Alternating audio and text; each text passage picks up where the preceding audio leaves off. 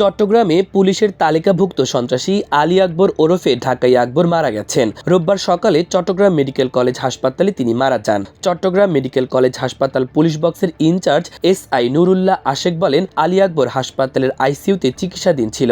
আজ সকাল 8টায় কর্তব্যরত চিকিৎসকরা তাকে মৃত ঘোষণা করেন। শুক্রবার রাতে পতেঙ্গা সমুদ্র সৈকত এলাকার পশ্চিম পয়েন্টের 28 নম্বর দোকানের সামনে বন্ধুদের সঙ্গে আড্ডারত অবস্থায় সন্ত্রাসী ঢাকাইয়া আকবরকে গুলি করে দুর্বৃত্তরা। আলী আকবর বায়েজিদ বোস্তামি এলাকার মঞ্জু মিয়ার ছেলে। তার বিরুদ্ধে হত্যা, অস্ত্র, চাঁদাবাজির 10টি মামলা রয়েছে।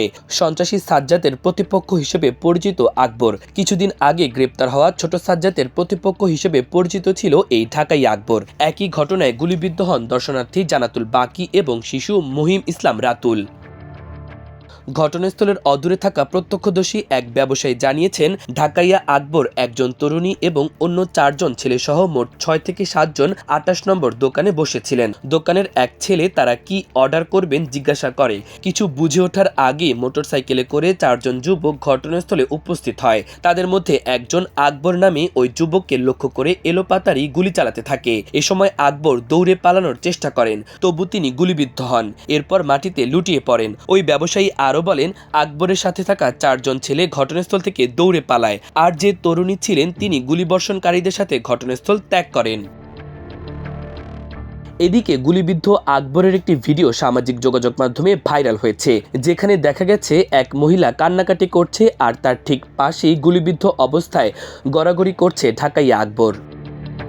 হাসপাতালে আসা আকবরের স্বজনরা অভিযোগ করেছেন, কারাগারে বন্দী সন্ত্রাসী ছোট সাজ্জাদ হোসেনের অনুসারীরা গুলি করেছে। পতেঙ্গা সমুদ্র সৈকত এলাকায় ওই দিন রাত 8টার দিকে বন্ধুদের সঙ্গে আড্ডা দিচ্ছিল আকবর। হঠাৎ 10 থেকে 12 জনের একটি দল এসে এলোপাতাড়ি গুলি করে।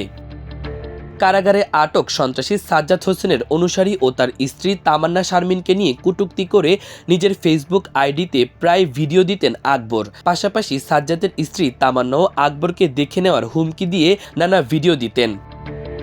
গত 15 মার্চ ঢাকার একটি শপিং মল থেকে গ্রেপ্তার হয় সন্ত্রাসী সাজ্জাদ। এরপর 29 মার্চ নগরের বাকলিয়া এক্সপ্রেস রোডে একটি প্রাইভেট কারকে লক্ষ্য করে গুলি করা হয়। এতে 2 জন নিহত হন, তবে বেঁচে যান কারে থাকা সন্ত্রাসী সারওয়ার হোসেন। এ ঘটনায় করা মামলায় গ্রেপ্তার এক আসামি আদালতে দেওয়া জবানবন্দিতে বলেছেন, এলাকায় ঝুট ব্যবসার নিয়ন্ত্রণ, সাজ্জাদকে ধরিয়ে দেওয়া সহ 5 কারণে ক্ষুব্ধ হয়ে তারা সারওয়ারকে লক্ষ্য করে গুলি করেছিল।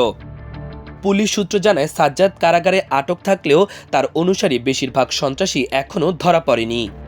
মাল্টিমিডিয়া ডেস্ক, আমার দেশ।